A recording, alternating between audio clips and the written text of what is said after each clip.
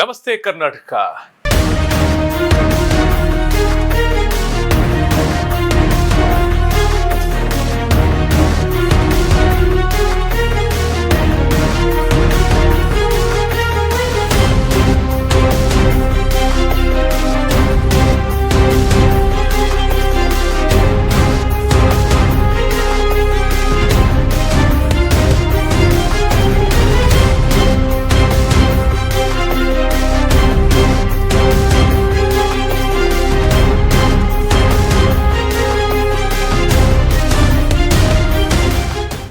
ನಮ್ಮ ಇವತ್ತಿನ ವಿಷಯ ದಪ್ಪ ಚರ್ಮದ ಅಧಿಕಾರಿಗಳು ಹಾಗೆ ರಾಜಕಾರಣಿಗಳ ಗುಲಾಮರಾಗಿರುವಂತಹ ಅಧಿಕಾರಿಗಳು, ಜನರನ್ನ ಗುಲಾಮರನ್ನಾಗಿ ಮಾಡಿಕೊಂಡಿರ್ತಕ್ಕಂಥ ದೊಡ್ಡ ಗುಲಾಮರ ಬಗ್ಗೆ ಶುರು ಮಾಡೋಣ.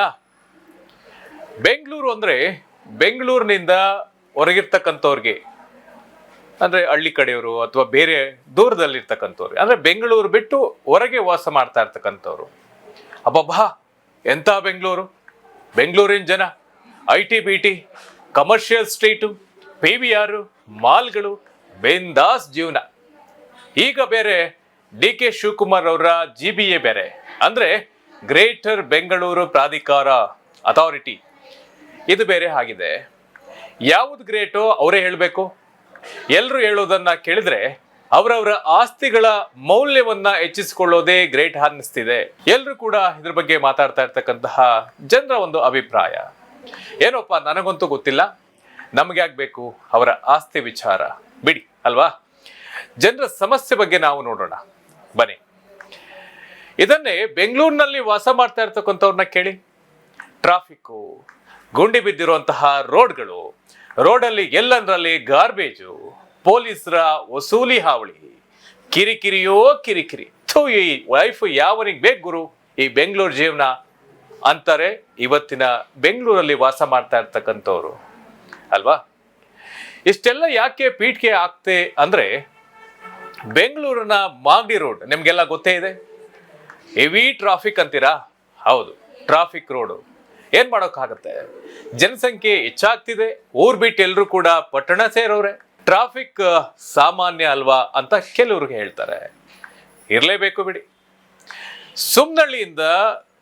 ಸುಮ್ನಳ್ಳಿ ಬ್ರಿಡ್ಜ್ ಏನಿದೆ, ಆ ಬ್ರಿಡ್ಜ್ ಇಂದ ಕಾಮಾಕ್ಷಿ ಪಾಳ್ಯ ಬರುವಂತಹ ಒಂದು ಮುಖ್ಯ ರಸ್ತೆ, ಮಾಗಡಿ ಮುಖ್ಯ ರಸ್ತೆ, ಇದರ ಪರಿಸ್ಥಿತಿ ನೋಡಿ ಹೇಗಿದೆ ಅಂತ ನಮ್ಮ ತಂಡ ತೋರಿಸ್ತಾ ಇದ್ದಾರೆ ಆ ವಿಜುವಲ್ಸ್ ನ. ಇದರ ಪರಿಸ್ಥಿತಿ ನೋಡಿ ಹೇಗಿದೆ ಅಂತ. ಬೆಳಗ್ಗೆ ಸ್ವಲ್ಪ ಜಿಡಿ ಮಳೆ ಬಂತು ಅಷ್ಟಕ್ಕೆ ಯಾವ ರೀತಿ ಮೋರಿ ನೀರು ರಸ್ತೆಯಲ್ಲಿ ಹರಿತಾ ಇದೆ ಅನ್ನೋದನ್ನ ನೋಡಿ. ಈಗ ಸ್ವಲ್ಪ ಕಡಿಮೆ ಆಗಿದೆ.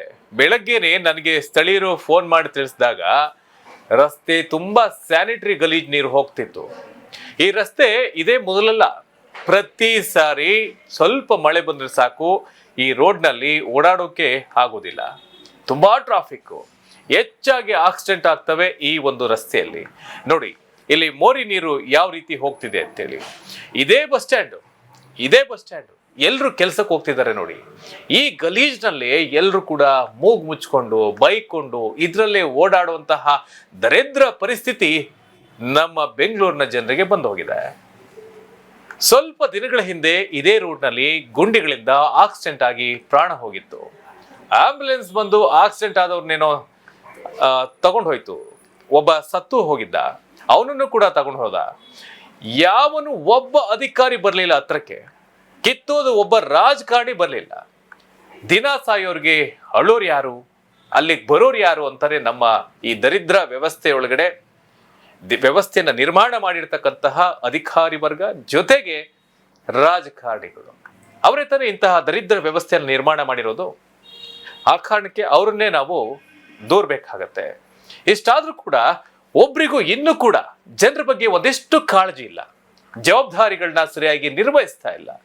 ಯಾವ ಅಧಿಕಾರಿಗೂ ರಾಜಕಾರಣಿಗೂ ಕೂಡ ಕಾಣಿಸ್ತಾ ಇಲ್ಲ ಈ ಒಂದು ರಸ್ತೆಗಳ ಸಮಸ್ಯೆ. ಪ್ರತಿದಿನ ಅಧಿಕಾರಿಗಳು, ರಾಜಕಾರಣಿಗಳು, ದೊಡ್ಡ ಅಫಿಷಿಯಲ್ಸ್ ಅಂತ ತೋರ್ಸ್ಕೊಳ್ಳುವಂತ ನಾಲಾಯಕ, ಸಮಾಜಕ್ಕೆ ಅನ್ಫಿಟ್ ಆಗಿರ್ತಕ್ಕಂಥ ಬೇಜವಾಬ್ದಾರಿ ಜನರು ಇಲ್ಲೇ ಓಡಾಡ್ತಾರೆ. ಯಾರು ಇದ್ರ ಬಗ್ಗೆ ಮಾತಾಡೋದಿಲ್ಲ, ಇದ್ರ ಬಗ್ಗೆ ಧ್ವನಿ ಎತ್ತೋದಿಲ್ಲ. ನಮಗೆ ಯಾಕೆ ಇದ್ರ ಬಗ್ಗೆ ಯಾರು ಕೂಡ ಮಾತಾಡೋದಿಲ್ಲ. ರಾಜಕಾರಣಿಗಳು ಎಲ್ಲೋದ್ರೋ ಗೊತ್ತಿಲ್ಲ, ಅಧಿಕಾರಿಗಳು ಯಾವ ಮನೆ ಬಾಗಿಲು ಕಾಯ್ತವರೋ ಗೊತ್ತಿಲ್ಲ. ಲೂಟಿ ಮಾಡೋಕೆ ಎಲ್ಲಿ ವಂಚಾಗ್ತಾವ್ರೋ ಗೊತ್ತಿಲ್ಲ, ಪ್ರಮೋಷನ್ ತಗೊಳಕ್ಕೆ ಎಲ್ಲಿ ನಿಂತವ್ರೋ ಗೊತ್ತಿಲ್ಲ. ತಪ್ಪು ಯಾರ್ದು ಅಂತ ಗಮನಿಸಿದ್ರೆ ಇಷ್ಟೆಲ್ಲವನ್ನ ಕೂಡ ಗಮನಿಸ್ಕೊಂಡು ಕೊನೆಗೆ ಬರೋದೇ ಜನರ ಹತ್ತಿರ.